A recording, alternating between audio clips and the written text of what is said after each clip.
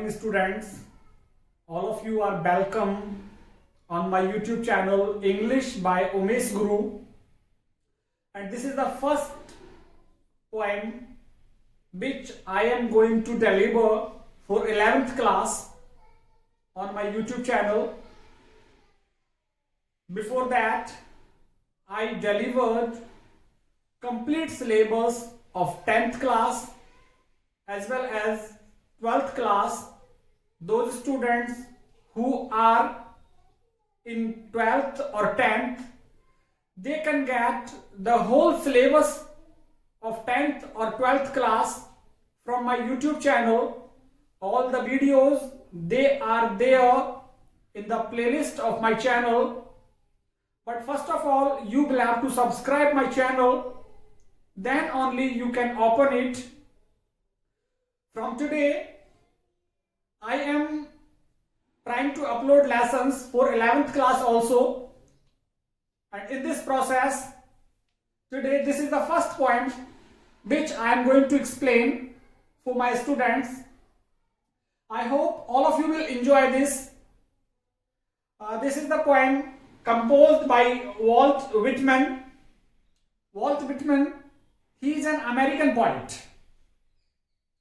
And he has composed this poem. You can see the title, The Voice of the Rain. The voice.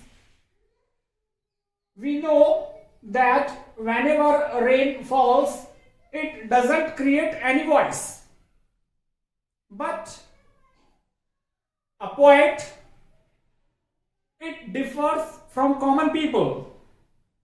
Poet can hear the sound of that thing which is not hearable to the common people. कभी उस आवाज को सुन सकता है अपनी imagination में जो आवाज सामान्य व्यक्ति के लिए सुनाई नहीं पड़ सकती, क्योंकि हिंदी में हमने एक सेंटेंस सुना है, जहां न पहुंचे रवि वहां पहुंचे कवि। तो जहां धूप की किरणें भी नहीं पहुंच सकती हैं, जिन छुपे हुए स्थानों पर, वहां कवि की कल्पनाएं पहुंच जाती हैं। तो वॉल्ट विटमैन, इसको सुनाई पड़ी है वॉइस, आवाज सुनी है इसने किसकी? रेन, बारिश की। और उस बारिश के साथ इसने बातें की हैं और बारिश की आवाज को सुना है। तो बच्चों, कक्षा 11 का ये मेरी पहली पोएम है। इसके बाद मैं लगातार वीडियो अपलोड करूंगा। आपके जो भाई बहन कक्षा 10 या 12 में हैं, उनके लिए पूरा सिलेबस मैंने कंप्लीट कर दिया है और वो मेरे यूट्यूब चैनल की प्लेलिस्ट में पड़ा हुआ है। वॉल्ट विटमैन से मैं स्टार्ट करूं। As I told you, Walt Whitman, he is an American poet and most of his poems और most of his works, they are in the center of nature. In most of his poems, he has written about nature. The same way, he is American poet. If I talk about an English poet, he is William Wordsworth. As William Wordsworth, he writes about nature, but he belongs to England. In the same way, Walt Whitman, he also writes about nature, but he belongs to America. He is an American poet.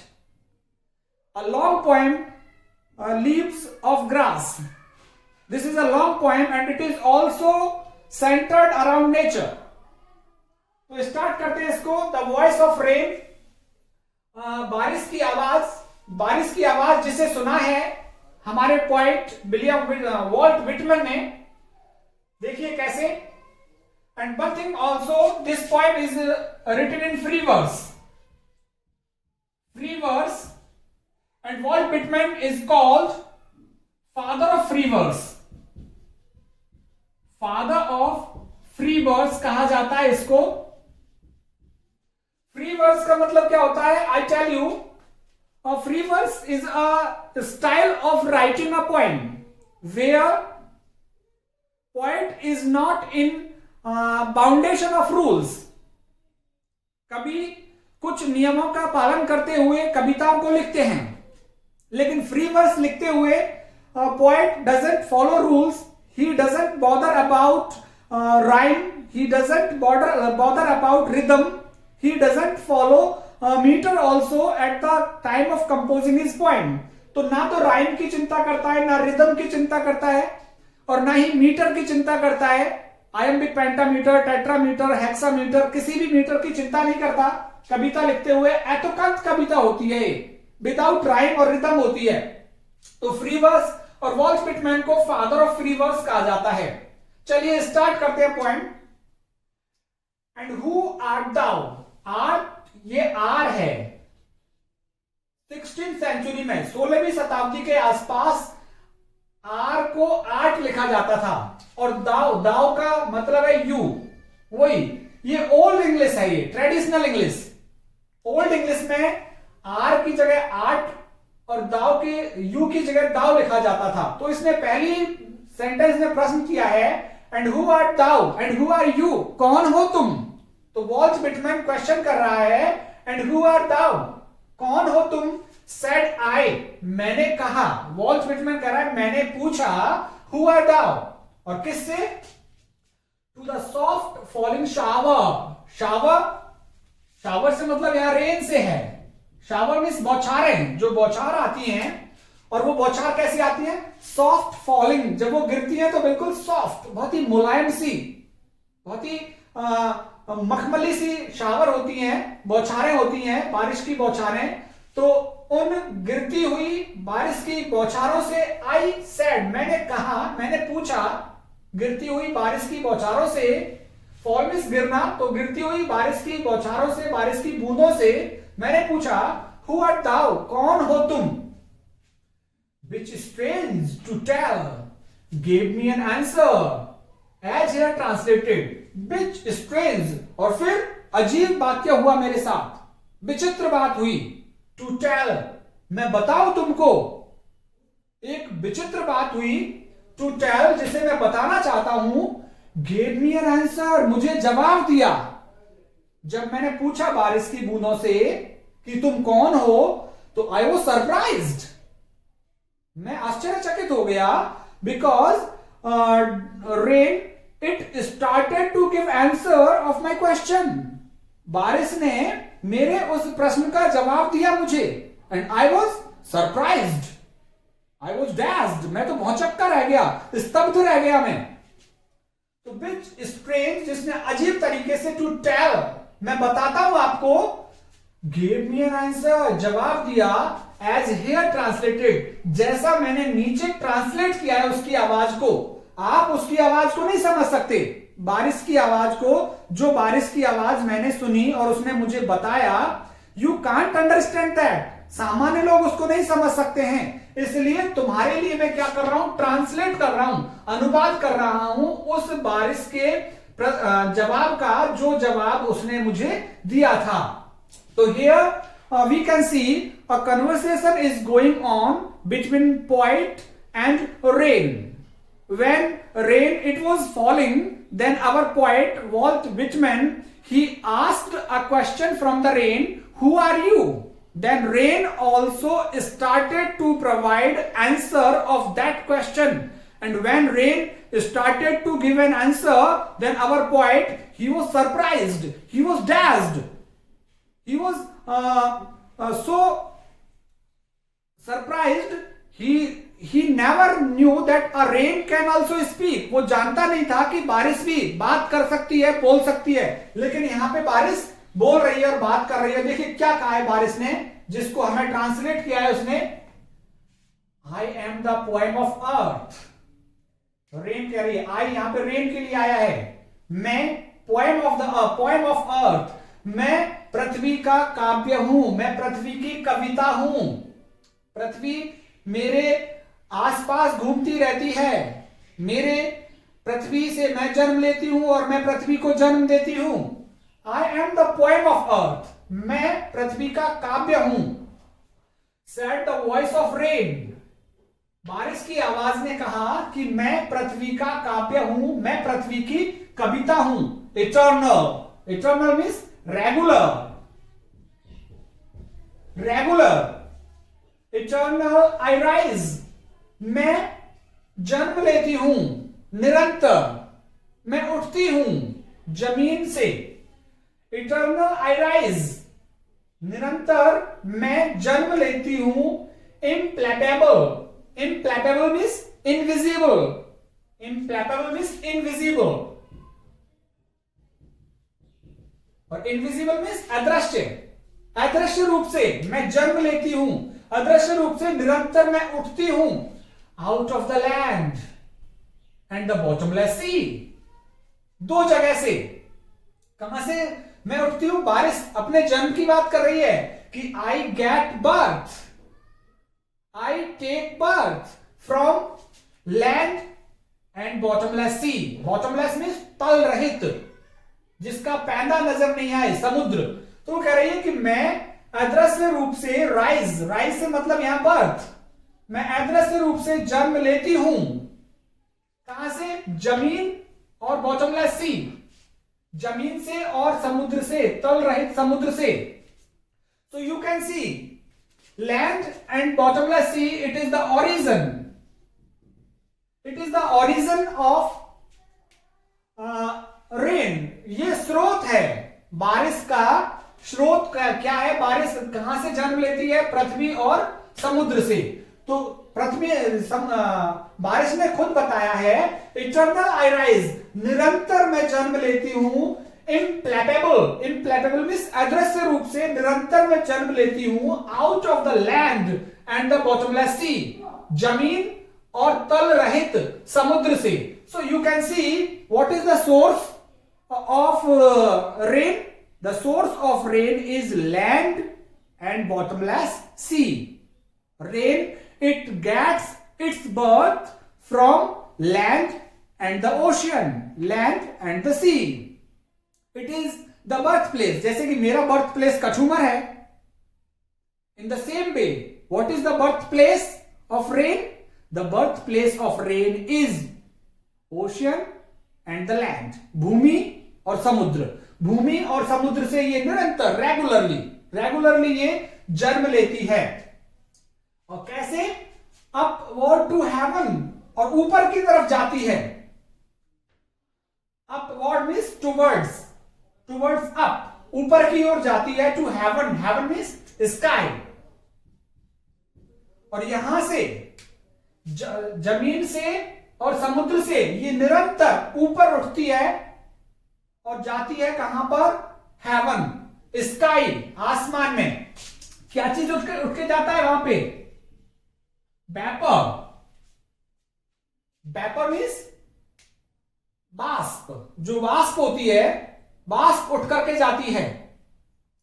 जो जमीन पे पानी रहता है, it when sun shines brightly, then what happens? Water, it rises from the ocean and in the form of vapor it goes towards the sun. It is a geographical process. ये एक geographical प्रक्रिया है कि जब सूर्य तेजी से चमकता है तो जो समुद्र का पानी है वो वाष्प के रूप में, water it changes into vapor and this vapor it goes towards the sky. ये जो वाष्प है ये आसमान की ओर उड़कर चली जाती है। तो आप अब समझ गए होंगे कि पानी का जो स्रोत है वो क्या है? स्रोत, पानी का स्रोत है जमीन, बारिश का जो स्रोत है वो जमीन है, और सी है यहां से वेपर के रूप में, वाष्प के रूप में ये अपवर्ड टू हेवन, स्काई की तरफ जाती है। वेंस, जिस जगह पर, वेंस मीन्स वेयर, जहां, जिस जगह पर जब ये जाती है, बेगली फॉर्म्ड ऑल टुगेदर, एक साथ इकट्ठी होकर के, all the atoms of vapour, वाष्प के सभी कण ऑल टुगेदर वहां कलेक्ट हो जाते हैं, ऊपर जाकर इकट्ठे हो जाते हैं। दे गैदर देयर, और वेगली फॉर्म्ड, और वहां एक वेगली मीन्स अस्पष्ट, अनक्लियर, अस्पष्ट, फॉर्म्ड मीन्स शेप, आकार, एक अस्पष्ट सा आकार ऊपर जाकर के ले लेते हैं। तो वेपर जब जमीन से जाता है, वाष्प जाता है, वाष्प के कण, atoms of vapor, when they rise from the ocean, they gather there in the sky and they take a different shape, एक अस्पष्ट सा आकार बादलों के रूप में वो ले लेते हैं, ये कह सकते हैं हम।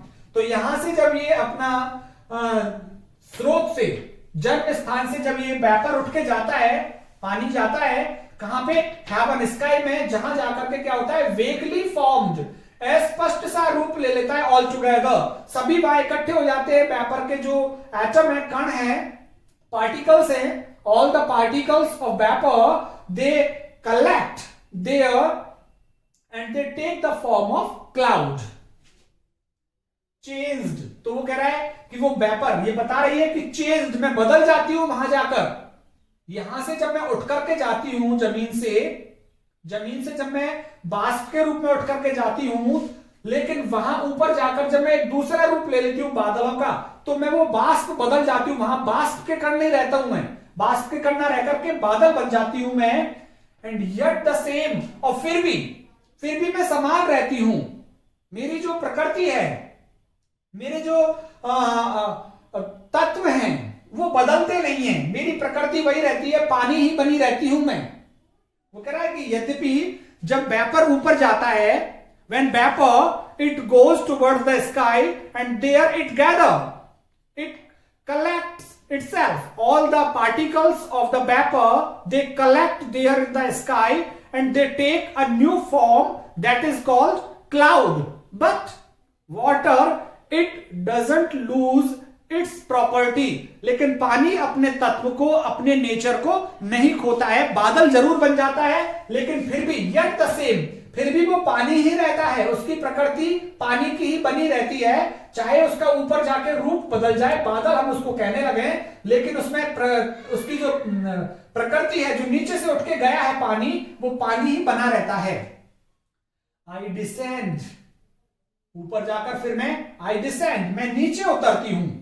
आई फॉल, मैं गिरती हूं, बारिश ऊपर से ही होती है ना, तो आई डिसेंड, मैं नीचे उतरती हूं। टू लेव मीन्स बेथ, नहलाने के लिए, धोने के लिए, किसको, द ड्रॉट्स, सूखे,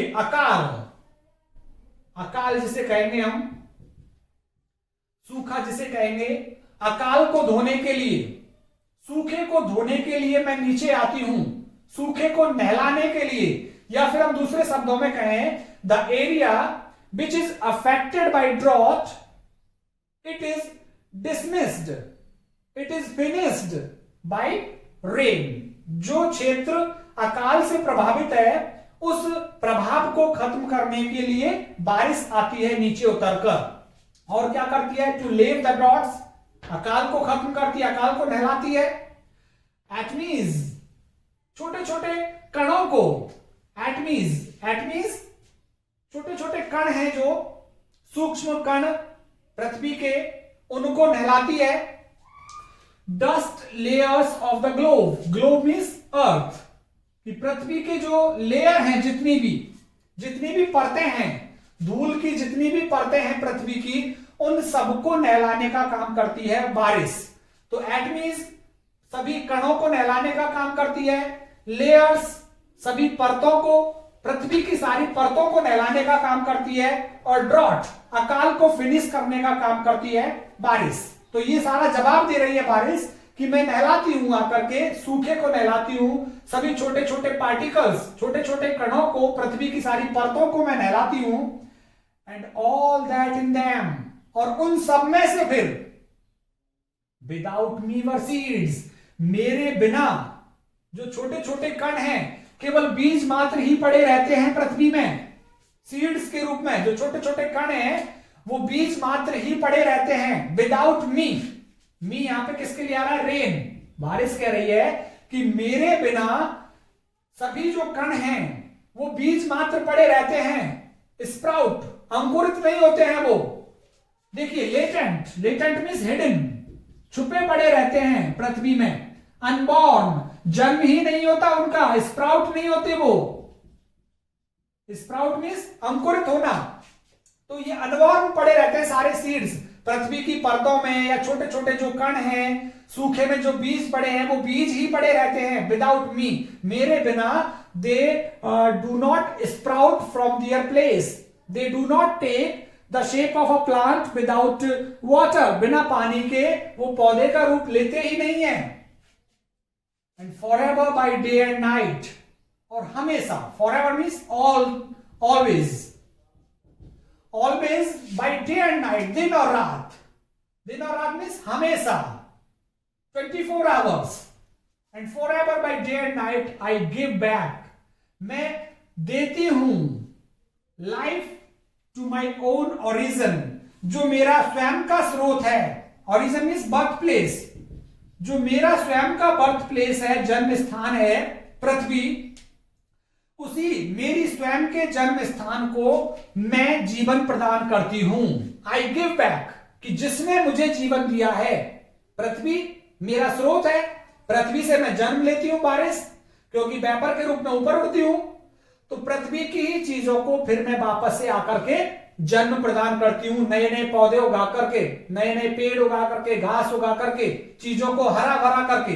तो आई गिव बैक, मैं वापस देती हूं, मुझे जन्म पृथ्वी से मिलता है, but I give back life, मैं वापस से जन्म देती हूं टू माई ओन ओरिजिन, मेरे खुद के ही बर्थ प्लेस को, जिस स्थान से मुझे जन्म मिला है उसी स्थान पर आकर उसकी चीजों को जन्म देने का काम मैं करती हूं, नए नए पेड़ पौधे उगाने का काम करती हूं।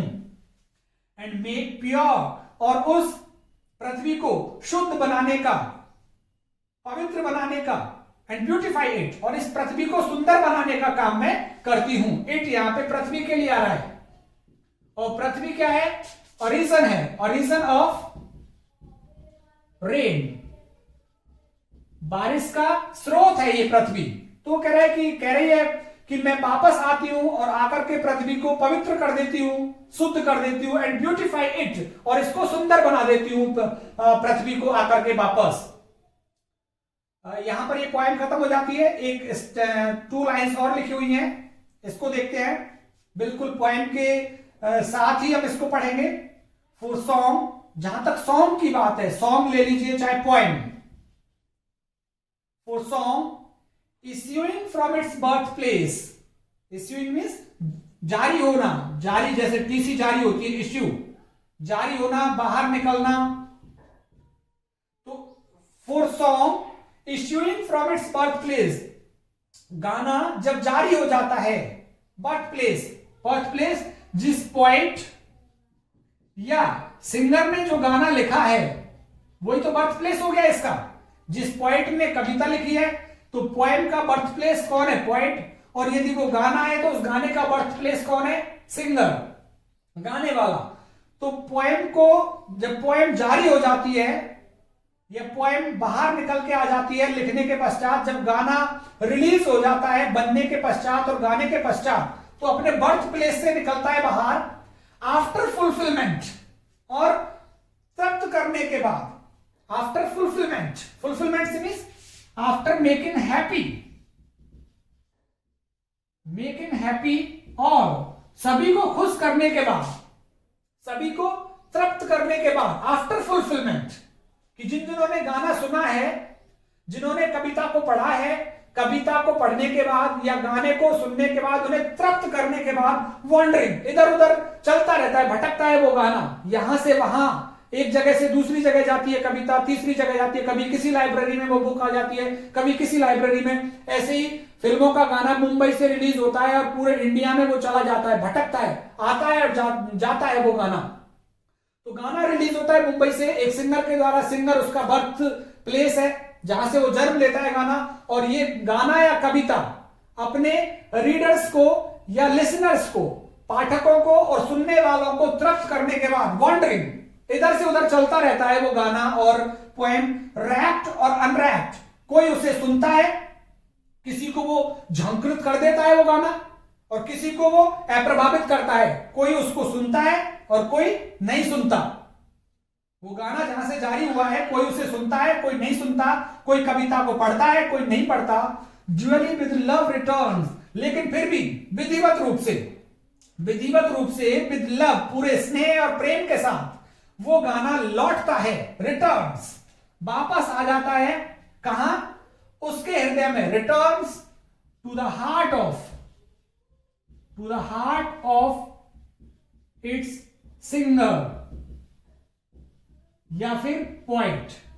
अगर कवि ने कविता लिखी है तो वो कविता बहुत से लोग उसको सुनते हैं, बहुत से लोग पढ़ते हैं, बहुत से नहीं पढ़ते, लेकिन फिर वो वापस गाना कहां लौट जाता है, कवि के हृदय में लौट जाता है। वो कविता कवि के हृदय में रिटर्न हो जाती है पूरे उसी स्नेह और प्रेम के साथ। कविता कवि के हृदय में, कवि अपनी कविता को अपने हृदय में संजोए रखता है हमेशा के लिए। उसी प्रकार अब देखिए, हार्ट से जन्म लेता है, हृदय से जन्म लिया, हृदय से, मन से जन्म लिया कविता ने या सॉन्ग ने, और फिर वापस सभी को तृप्त करके कहां वापस आ जाता है, उसी कवि के हृदय में, पोएट के हृदय में वापस आ जाती है कविता, या उस सिंगर के हृदय में हमेशा बना रहता है उसका गाना।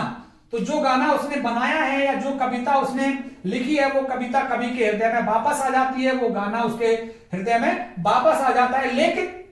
लेकिन उससे पहले क्या करता है वो गाना, सभी को फुलफिलमेंट, सभी को तृप्त करता है, सभी को खुश करता है, सभी को आनंद देता है। जैसे बारिश जन्म लेती है पृथ्वी से, लेकिन सभी को प्रसन्नचित करके, सभी को एक नया रूप देके, पृथ्वी की चीजों को नया रूप देकर वापस कहां आ जाती है, वापस पृथ्वी पर आ जाती है। तो जिस तरह से बारिश पृथ्वी से जन्म लेती है और वापस पृथ्वी पर आ जाती है, वैसे ही कवि की कविता कवि के हृदय से जन्म लेती है, चारों ओर मंडराती है, लोग पढ़ते हैं उसको, नहीं भी पढ़ते, और वापस वो कवि के हृदय में फिर से अपना स्थान बना लेती है, उसकी कल्पनाओं में हमेशा रहती है। उसी प्रकार से यहां बारिश का और कवि की कविता का एक दूसरे के साथ कंपैरिजन किया गया है। So this is the whole poem. I hope all of you have enjoyed this poem. अगर आपको पसंद आई है मेरी ये कविता, तो आप इसे, मेरे चैनल को सब्सक्राइब करें और अपने छोटे या बड़े भाइयों के साथ कक्षा 10 और 12 के बारे में जरूर बताएं। पूरा सिलेबस मैंने कर दिया है कक्षा 10 और 12 का, सारी वीडियोस प्लेलिस्ट में पड़ी हुई हैं, वहां से मेरे चैनल को सब्सक्राइब कर सारी वीडियोस और अपने सिलेबस को कंप्लीट करें, क्योंकि अभी भी स्कूल खुलने में टाइम लग सकता है, तो आप अपनी पढ़ाई को कंटिन्यू कर सकते हैं मेरे साथ। बहुत बहुत धन्यवाद आप सभी का।